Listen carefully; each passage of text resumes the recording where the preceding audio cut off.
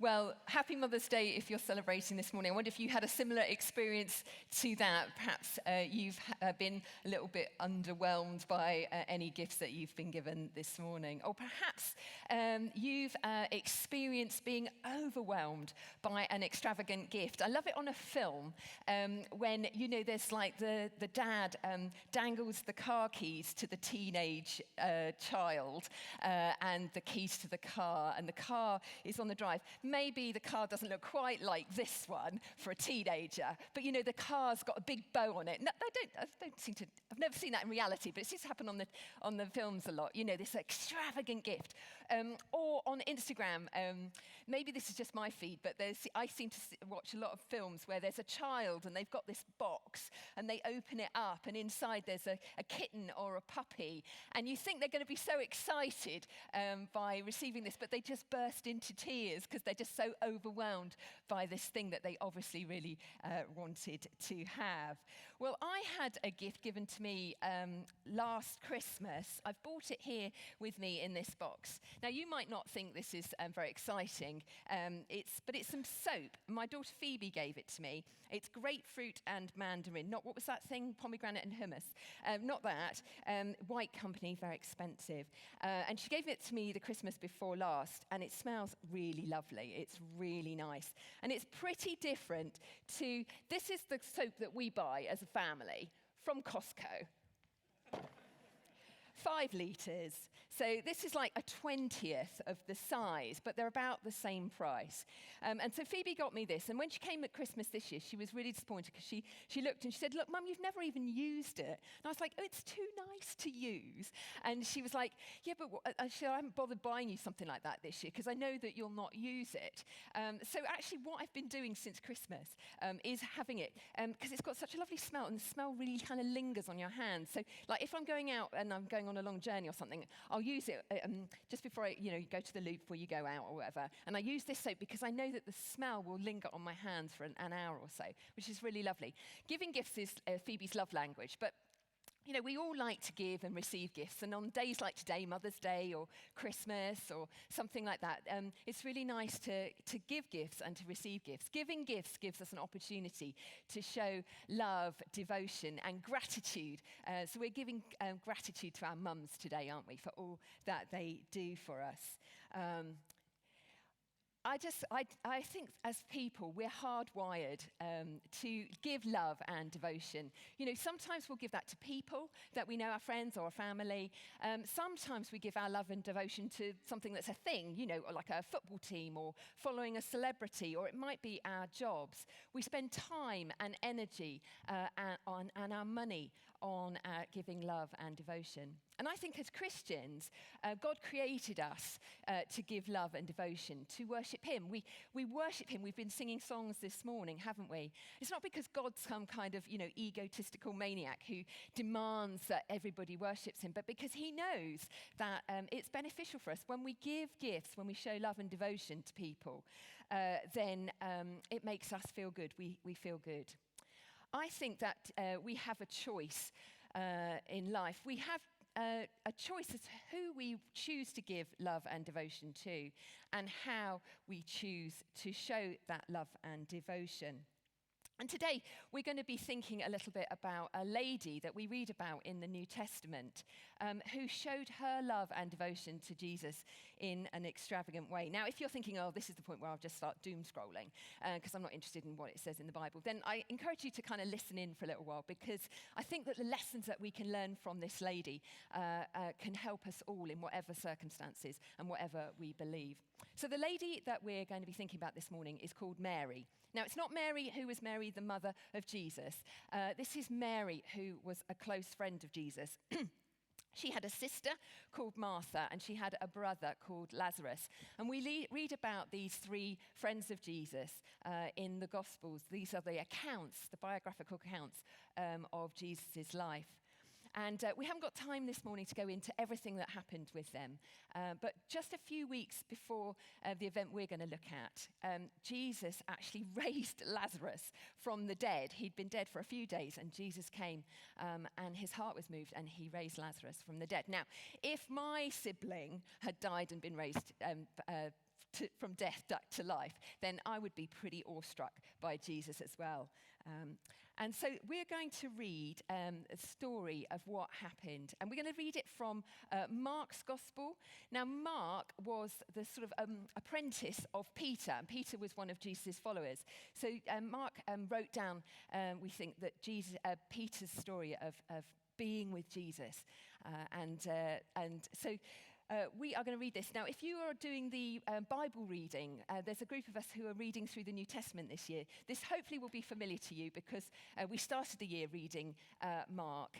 And if you'd like to join us, then now is a really good time to do that because tomorrow we start looking at a different book in the Bible. So you can find out more about that at the Hub. But anyway, so Mark helps us set the scene and put this story in context. And he says this: now the Passover and the festival of unleavened bread were only 2 days away. And that helps us to know when this happened. Basically, this is happening in the week running up to Easter. So it's a really good time for us to be thinking about this story. And Jewish people were gathering in Jerusalem to celebrate the Passover and festival of unleavened bread. It says they're only 2 days away. So Jesus has come into Jerusalem riding on a donkey, and people were like really excited to see him. Passover is a time when all the people, the Jewish peoples, were thanking God, giving him gratitude for rescuing their ancestors from Egypt thousands of years ago. So thousands of people are going up to Jerusalem. And it says this: and the chief priests and the teachers of the law were scheming to arrest Jesus secretly and kill him. But not during the festival, they said, or the people may riot. Now, basically, the chief priests and the teachers of the law didn't like Jesus at all. They didn't like that all the people gathered and were excited to see him. They didn't like the fact that people were excited that he did these miracles and healed people. They didn't like the fact that Jesus called out their hypocrisy, like their worship was all sort of self-centered rather than being all about God. And they didn't like the fact that Jesus called himself the Son of God. They saw him as a threat. And that's why, secretly, they wanted to kill him. But Jesus went up to Jerusalem anyway. And as a Jewish man, that's a typical thing that he would do, not too surprising. What is surprising is that Jesus knew that when he went up to Jerusalem, he was going to die. Now, if I knew that, if I thought I was going to go to somewhere and I would be in danger, then I would be heading in the other direction. But not Jesus. He didn't avoid it. He went into that position because he knew that he wasn't just a good man or a good teacher. He did know that he was the Son of God and that it was part of God's rescue plan for him to sacrifice his life for the sake of humanity. So that's setting the scene. That's the context. And now the specifics of where he was. Mark then tells us this. He says, while he, Jesus, was in Bethany, reclining at the table in the home of Simon the leper. Now, Bethany is where Mary, Martha, and Lazarus lived. And so, I imagine that week, Jesus probably was in great turmoil and he's facing what he knows is going to be a horrific death. And so it sounds like after he's gone into Jerusalem, he takes some time to come back out of Jerusalem and visit his close friends in Bethany. I can understand that, wanting to spend some time just seeing and spending some sort of downtime collecting his thoughts with his friends. And it says here that he was reclining at the table in the home of Simon the leper. It says this: a woman came with an alabaster jar of very expensive perfume made of pure nard. Now, what we know by looking at a different account from John's account, John tells us that this was probably a gathering, and Jesus was like the honored guest. It was in his honor. And it says there that Lazarus was with Jesus and that Martha was waiting on them. And Mary was this woman who came in with an alabaster jar of very expensive perfume. Now, I don't know if any of you are wearing eau de nard or parfum de nard this morning. Raise your hand if you're wearing that this morning. Well, if you're like me, I've no idea what nard is, but I was intrigued to know, and because it says that it was very expensive, I did a little bit. Oh, let me just tell you this. It says this: she broke the jar and poured the perfume on his head. Now, what is nard? So, I did a little bit of research. So this is probably an alabaster jar similar to what Mary would have walked in with. Probably long and thin, because the thing about alabaster jars was that you would fill them up and then you would break them once. It wasn't something that you would pour a little bit out of and then put it away again. An alabaster jar was something, it would probably be thin like this, so you could break the neck of it and then use all of it. And I was really intrigued as to what this nard would have been like. So where do you go when you want to know something? I went on Amazon to see if I could buy some, and I discovered that you can buy it. And just as they said in Mark's Gospel that it was expensive, it is expensive. So I look at this, £1,579 if you want to buy a litre of it. So in John's Gospel, we find out that that when she came in, it was about a pint. Now, I've bought, because it's easier to know what you mean by that. This is my pint jug. And it says that they would have had a pint of it. Now, a pint, let's just move that down there for a second. A pint would be about 500 mils, so £1,126. So I said, oh, it's a bit too much for me. But I did buy some. I bought the smallest amount. I bought the 4.7 mils. And I thought it would be fun to find out what it smells like. So I know the guest services team are lined up. So why don't we hand out? So I thought you'd like to know what nard smells like. We're going to give you some of these like perfume testers. Now, it's quite a pungent smell. So when you pass these along, I would suggest that you don't touch the thin end. You know, pointy end, if it's a knife, it's danger. But you might like to smell it, because I thought it might be quite a nice smell, but it's quite a pungent smell. So as they pass those out, just smell it and pass it along, so you can all smell what nard smells like.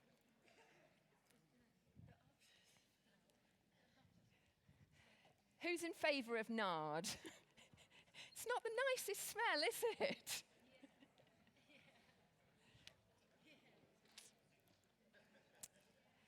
So nard apparently is from India. It's from a plant, a root of a plant in India, and they would make oil from it.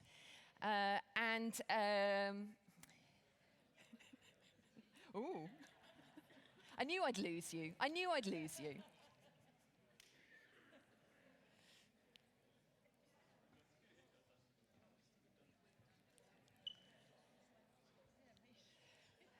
Who's in favour of nard?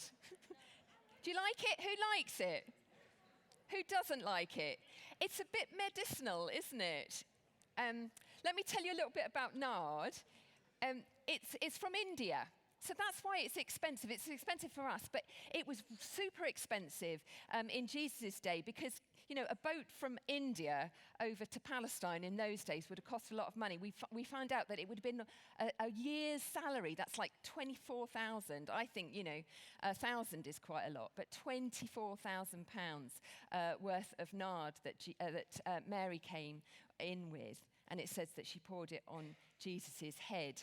You know, they used to use it, we read about it in the Old Testament, that they used to use it to anoint bodies at royal funerals. So if you were a king and you died, they would pour nard over your body to kind of take the smell away in that hot country. So what Mary does when she comes in and she pours that over Jesus' head is something very extravagant. It would have cost her a lot of money. It's quite an that little smoke. That would be like one drip on those pieces of those little sticks.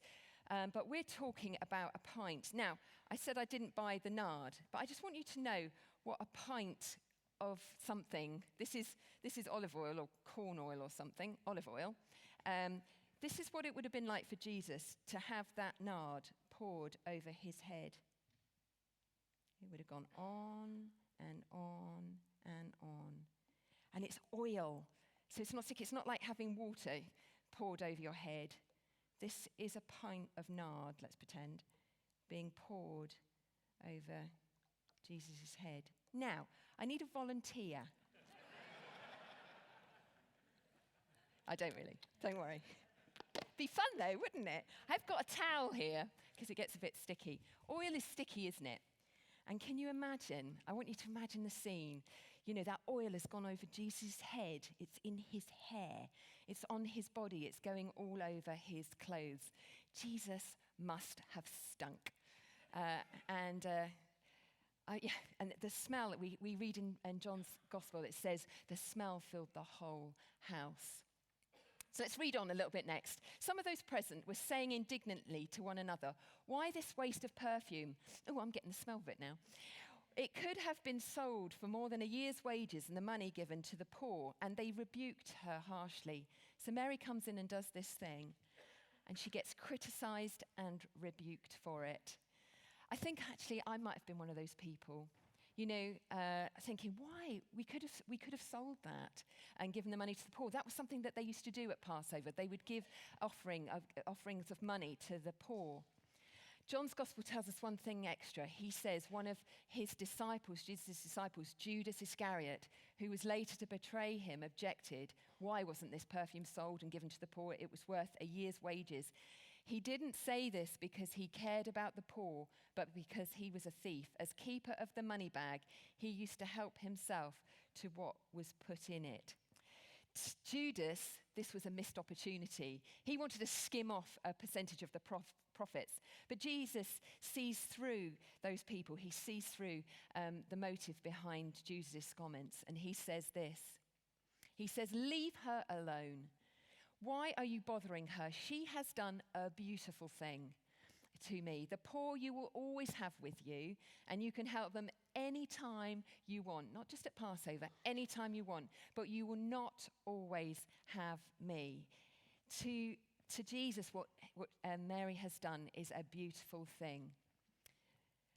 And he goes on to say this. "She did what she could. She poured perfume on my body beforehand to prepare for my burial.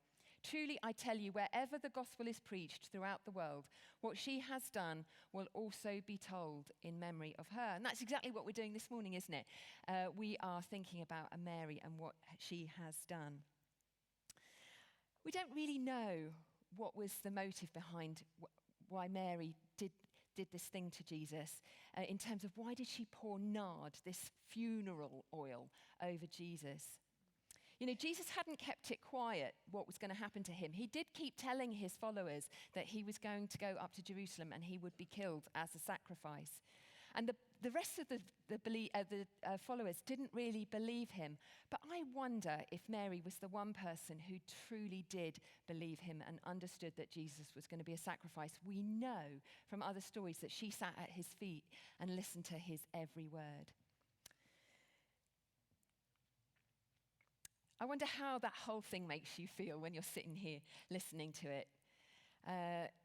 This act of extravagant devotion, how would you have been in the room? Critical, feeling a bit awkward? I think I would have been squirming a little bit. You know, I'm not somebody who likes overt acts of love, and I feel a little bit awkward when I see those sort of things happening around us. I wonder how you feel when you hear about people doing amazing things, but they might feel a little bit ridiculous or feel a little bit uncomfortable. Well, actually, I want to introduce you to someone. You may know her already, but a lady called Dom. So, Dom, do you want to come up? And I want Dom to come and share with us a little bit this morning about something that she's doing that... I'm not on. Oh, I am now. Good morning, everyone. Is a little bit extravagant, maybe a little bit It's a little bit extravagant. Absolutely. Absolutely. So thank you, Dom, for coming and being with us this morning. My pleasure. For people who don't know you, yes, can you just introduce yourself quickly? Of course. So I am the Guest Services and Events Coordinator here at FBC, and I've been coming here for 7 years. Wow, it's a long time. It's really nice to know Dom. So, Dom, tell us a little bit about what you are doing this year. Of course. So I am going to move to north central Nigeria to work with persecuted Christians and displaced children. Wow.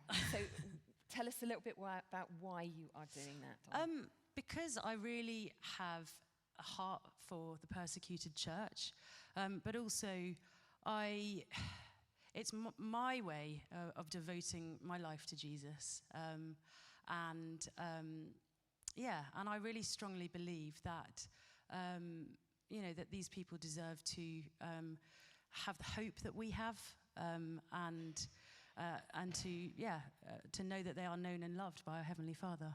Yeah. So what exactly specifically sort of things you're going to be doing? Goodness, a lot of different things, but mainly, so I'll be Bible teaching with the persecuted Christians. So a lot of them flee from the north. They flee being beheaded, and all sorts of awful things, being put in solitary confinement. So I'll be doing Bible teaching.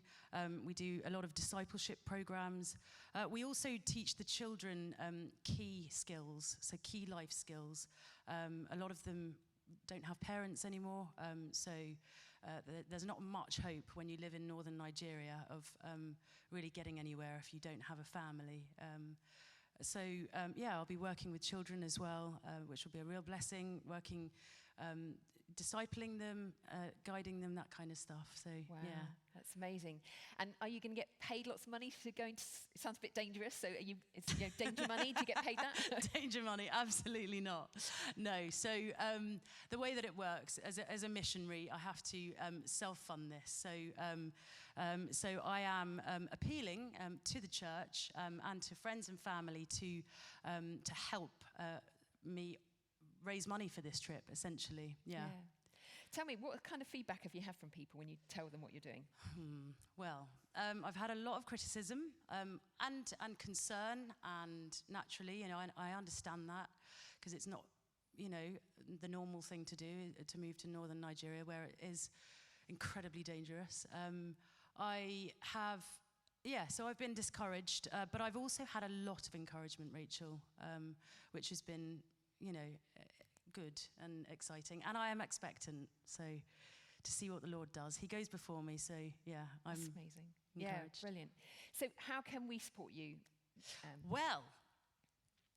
Financially, so financial giving would be amazing. I'm planning on going this August. I need to make all of the funds before I go.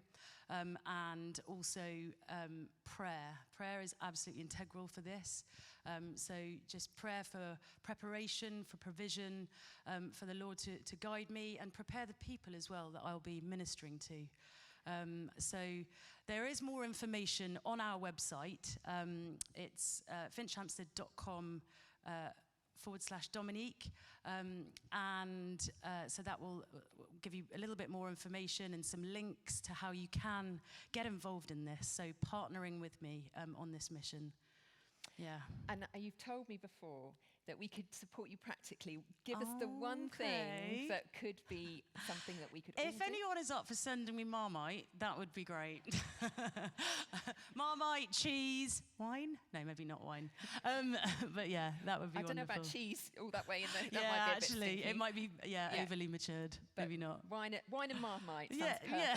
So, and we can keep in touch with you, can't we? Send you absolutely, messages yeah, and letters. That would be really encouraging. Actually, just emails, letters. For those that know me or those that want to get to know me. I'll be outside as well at the hub after the service. So if anyone has any more questions, I'm more than happy to talk about it. And brilliant. Thank you so much. Let's give her a round of applause. Thank you. Thank Dom. you, guys. Are you all right? Thank you. Thanks to Dom. That's amazing. The world would think that what she's doing is a bit ridiculous, going somewhere that's dangerous. And we've heard that people have sort of questioned her of what she's doing. But I think that Dom has showed us that, sometimes showing love and devotion to Jesus can be something really awesome, like what she's doing. We might think it's foolish.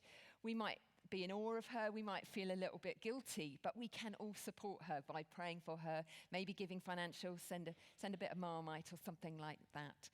So thank you to Dom, really lovely to hear a little bit more about that. Well, let's get back to our story.